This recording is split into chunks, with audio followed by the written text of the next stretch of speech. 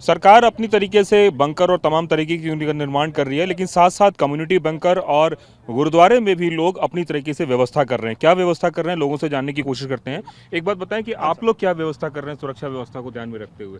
पहले तो सबको वाहिगुरु जी का खालसा वाहिगुरु जी की फतेह। हमारे गांव की व्यवस्था ये है कि ऑलरेडी हमारे पास बंकर भी बने हुए हैं जो कि मोदी साहब के टाइम पर जो अभी इन्होंने बनाए हैं। और बंकर इतने कॉम्फर्टेबल नहीं है क्योंकि रहने की व्यवस्था उनमें इतनी ठीक नहीं है। लेकिन हमारे पास ये पीछे गुरुद्वारा साहब है। ये हमारी बिल्डिंग जो हमने अंडरग्राउंड तकरीबन 9 से 10 फीट हमारा नीचे जो लंगर हॉल है जिसको डाइनिंग हॉल बोलते हैं नीचे है, और उसके ऊपर गुरुद्वारा साहब हमारा है। ये 3 लेयर हमारा जो है बिल्डिंग है।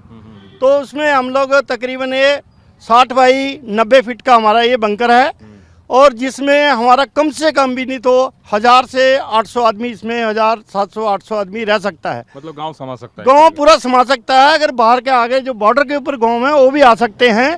सेकेंडली हमारे यहाँ पर अंदर हमारे को पानी की फुल फैसिलिटी है। हमारे पास जनरेटर है, अगर लाइट चली जाती है तो जनरेटर है हमारे पास। AC लगे हुए हैं और पंखे लगे हुए हैं, लेटरिन बाथरूम है। मतलब ऐसे कोई खाने का हमारे पास लंगर यहाँ पर है, 24 घंटे लंगर चल सकता है। 1000 आदमी भी यहाँ रह सकता है, तो कोई दिक्कत नहीं है। आप लोग सरकारी सुविधाओं से इतर खुद भी अपनी सुविधा कर रहे हैं ताकि बहुत ज़्यादा डिपेंडेंट ना रहना पड़े। सर बाकी जो गांव हैं बॉर्डर के ऊपर, जैसे एसमपुर है, जहाँ कंदराल है, उन गांवों में जो घर के अंदर जो बंकर हैं वो बने हुए हैं। लेकिन ये हमारा जो अबताल गांव है, यहाँ पे जो पर्सनली जो घर के अंदर बंकर हैं वो नहीं बने हैं। तो जो कम्युनिटी बंकर हैं वो बने हुए हैं, लेकिन उन बंकर्स में रहने लायक अभी नहीं है। उनका जो वो बंकर ये ऐसे कह लें कि वो कंप्लीट नहीं है। और जैसे कि हमारे सूबेदार साहब जी ने बताया है कि हमारे पास ये आप पीछे देख रहे होंगे गुरुद्वारा साहिब है। तो गुरुद्वारा साहिब के नीचे हमारा जो अंडरग्राउंड जो लंगर हाल है, तो वहाँ पे तकरीबन 800-900 आदमी जो है एक साथ रह सकता है। अभी जो स्थिति है उस स्थिति में डरने की ज़रूरत है या डटने की ज़रूरत है? देखो, हमारे को तो हम बॉर्डर में रहते हैं, शुरू से ही यही हालात होते रहे हैं। हम तो जहाँ पर डट के रहेंगे, डरने की कोई ज़रूरत नहीं है।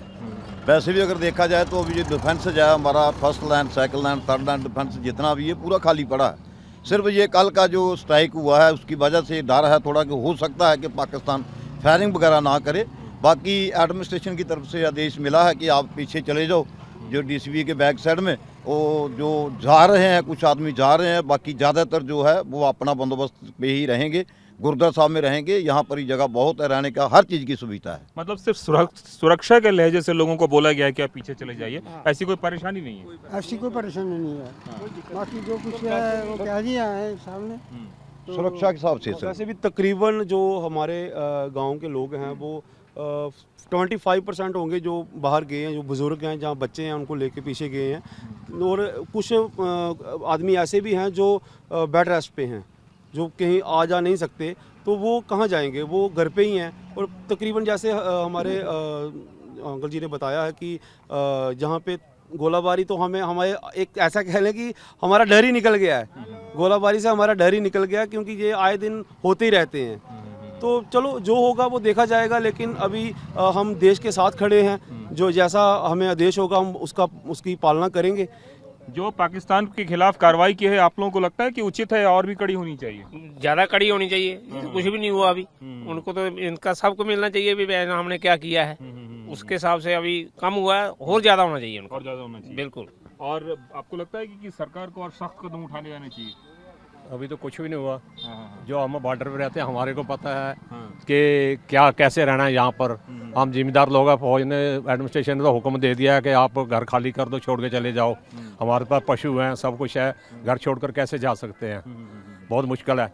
अगर सख्त और करेंगे इससे तो थोड़ा बहुत उनको भी डर होगा कि अगर दोबारा कुछ करेंगे तो ऐसा नहीं होगा। बाकी सर जैसे अभी पुंछ में पिछली रात जो है गुरुद्वारे में जो है गोलाबारी की गई है, तो वहाँ पे जो हमारा एक ग्रंथी सिंह था उसकी भी डेथ हो गई, और भी कई सारे जो मतलब कि लोग थे वो मारे गए।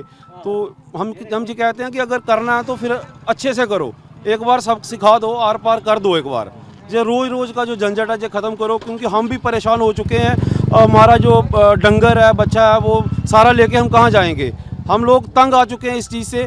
अगर करना है, हम सरकार से ये कहना चाहते हैं, अगर करना है तो फिर सख्ताई से करें। जी सर हम बॉर्डर बेल्ट का जो भी एरिया है, हम सरकार से, मौजूदा सरकार से एक रिक्वेस्ट कर सकते हैं कि जितना भी बेल्ट एरिया है, जो भी डीसीपी से आगे हैं, इनको पीछे मतलब कुछ ना कुछ लैंड जो है प्रोवाइड की जाए। ज़्यादा नहीं तो कम से कम 5 मरले का प्लाट दिया जाए। जैसे आज बोल रहे हैं कि पीछे जाके स्कूल में रुको, गुरुद्वारा में रुको, जहाँ किसी मंदिर धार्मिक स्थल में रुको, कोई कितने आदमी रुक सकते हैं। इन केस अगर एक जगह 100 आदमी 200 आदमी इकट्ठा हुआ है, अगर वहाँ बम गिर गया तो 200 आदमी एक साथ मरेगा। अगर यही गवर्नमेंट ने हमें पीछे 5-5 मरले जगह दी होती, हर आदमी अपने परिवार के साथ अल्टरनेटिव पोजीशन में जाके अपना छोटा मोटा घर बनाया होता, वहाँ रह सकते थे। आज इनको बोलने की जरूरत नहीं पड़ती। अभी आग लगी है तो तब आके बरखा कर रहे हैं जी, पीछे चलो हम गाड़ियाँ भेजते हैं। गाड़ी में जाके कहाँ जाएंगे, पीछे किसके घर में जाएंगे?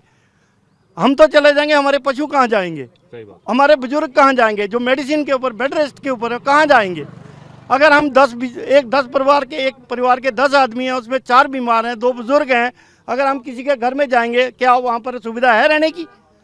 तो तमाम तरह के ऐसे सवालात हैं जिन सवालों के बीच लोग हैं, और लोग घर छोड़ के जाएंगे नहीं, डरेंगे नहीं, डटेंगे, इसी जगह पे रहेंगे। और सरकार से इस बात की गुजारिश कर रहे हैं कि और ज़्यादा सख्त एक्शन लीजिए ताकि पाकिस्तान को उसकी अकलियत अकल आए। कैमरामैन संजीत के साथ कुमार कुंदन, TV9 भारतवर्ष, सांबा।